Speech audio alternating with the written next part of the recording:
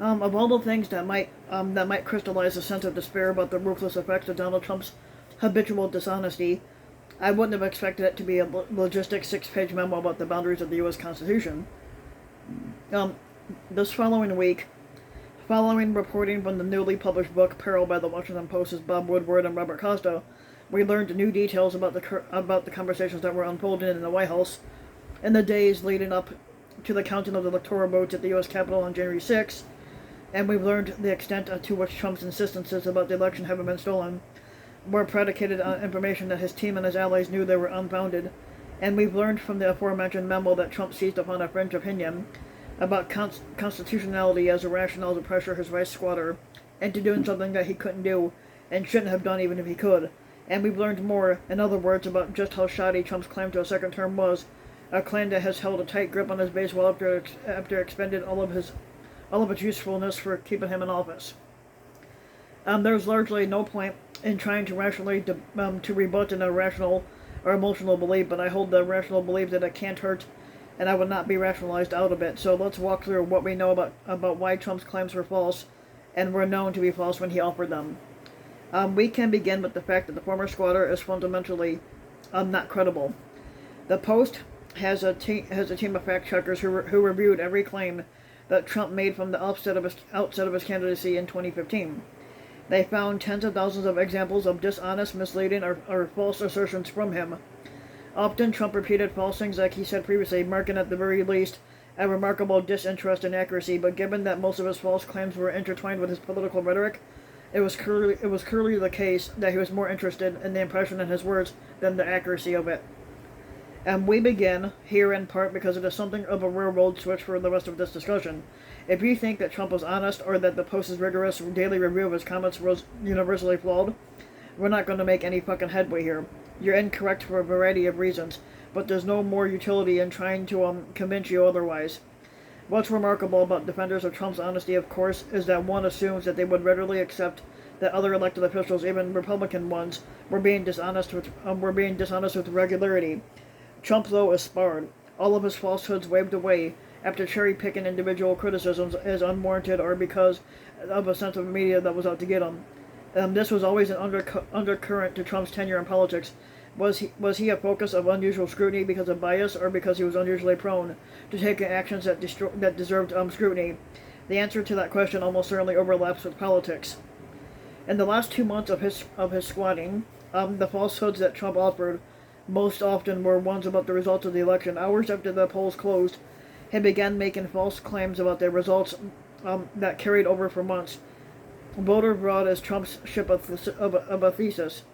Almost every claim included at the outset later worn out by the close examination and replaced with the newer claim that the fact checkers haven't yet got to. Or more accurately, the new claims are just tacked into the vessel as it sits at the bottom of the ocean. Its rotten planks quickly leading to its having been swamped, and there's Captain Trump submerged but still standing at the bow, telling his crew that that land is just over the horizon. We know now that even Trump allies asked for proof that his claims about fraud were warranted, and Peril, Woodward, and Costa described a meeting in the White House between Trump's lawyer, Rudy Kaludi, and Senator Lindsey Graham, a former Trump foe who became one of the squatter's most stalwart defenders. Kaludi made sweeping claims about fraud, and Graham demanded that he prove them, but Kaludi assured Graham he'd provide the direct evidence of specific fraudulent votes, which he never did. A few days later, Kaludi provided Graham a memo that the senator's team began to review. The book reports the claims of dead people voted in Georgia were found to consist mostly or entirely of people who voted legally but died before the election itself. A slew of other numbers making claims about illegal votes were unsupported by specific ones for which Graham's team couldn't figure out any provenance. Some of the figures came from an employee of the Trump obsequious One American News network, which is a fake news channel. Another claimed that there were more than 11,000 overvotes in Arizona, though that overstated the number of such voters in the presidential race by a factor of 100. This was the genesis of Graham's much reported disparagement of the evidence as being third-grade level. Yet these claims about dead voters, surplus voters, and other things that still pepper discussions of what occurred in 2020. Yes, the media has repeatedly shown these things to be unsubstantiated. Should you choose to seek out the reporting that has facts, and you're not going to find facts on Foe. But so did a Republican Trump ally.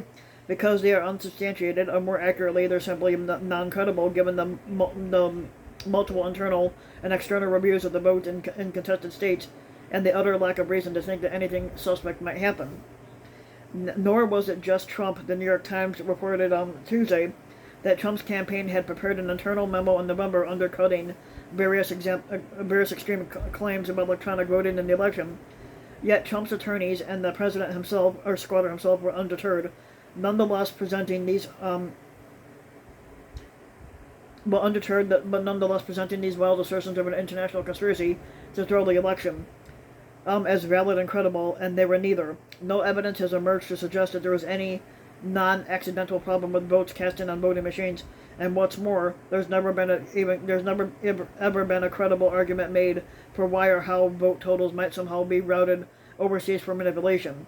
Again, all of this happened before January 6, and Trump put his allies in a difficult position.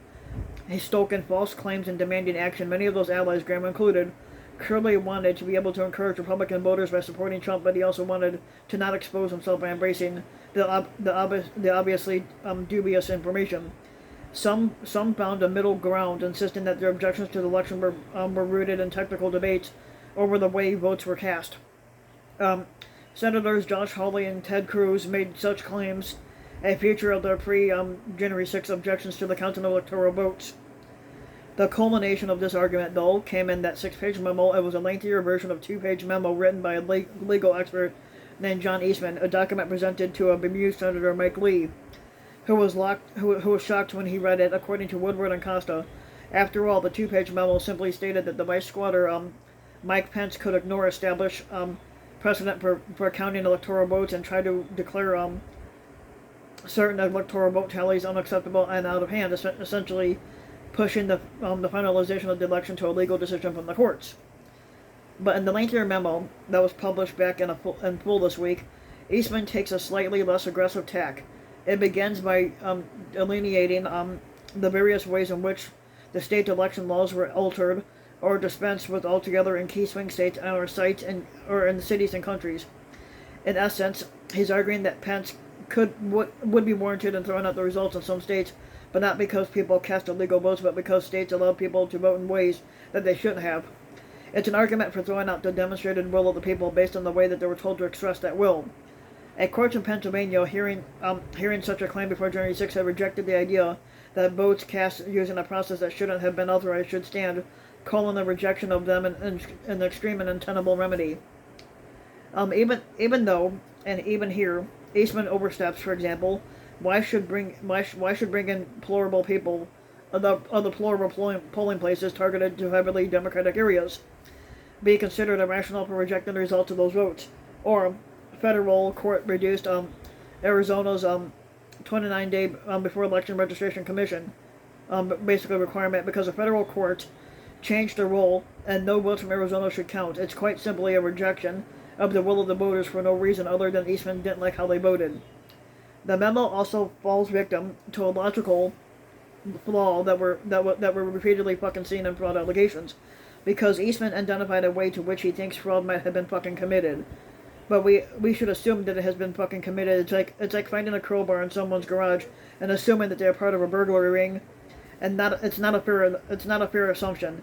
A better crime-fighting technique would be to identify actual jimmied locks on the actual houses and then trying to figure out who did it and how. And that's what Graham wanted, and he was simply told that there might be thousands of houses somewhere that had been broken into. There was no rampant fraud, but that didn't deter Eastman. He, like so many others, expressed the same false belief that animated everything else after the election. His memo operates from the assumption that there had been outright fraud, both traditional ballot stuffing and the electronic manipulation of voting tabulation machines. Both claims remain untrue.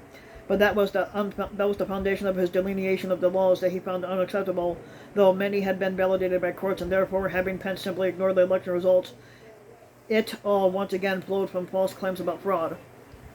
People still say that fraud occurred, but most Republicans, in fact, say that it did. Trump is still hammering on about it, nailing new planks in his sunken ship. Those looking for his endorsement in 2022 are amplifying such fucking claims and jockeying to be the loudest voice to earn Trump's fucking approval. People such as the crackhead Mike Lindell, who has himself been repeatedly shown to have no actual fucking evidence of fraud at all, continue nonetheless to claim that something illegal happened.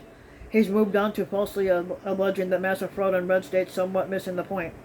In Lindell's case, he insists that the U.S. Supreme Court will hear his evidence, which he doesn't have any, and somehow he thinks that the election will be overturned, and it won't. He predicted that it would happen in August. Now the timeline is November. Trump's not going to be reinstated in November. The story of the Trump squad scene, a story that's still being fleshed out as it is one of a cadre of yes men facing off against the realists.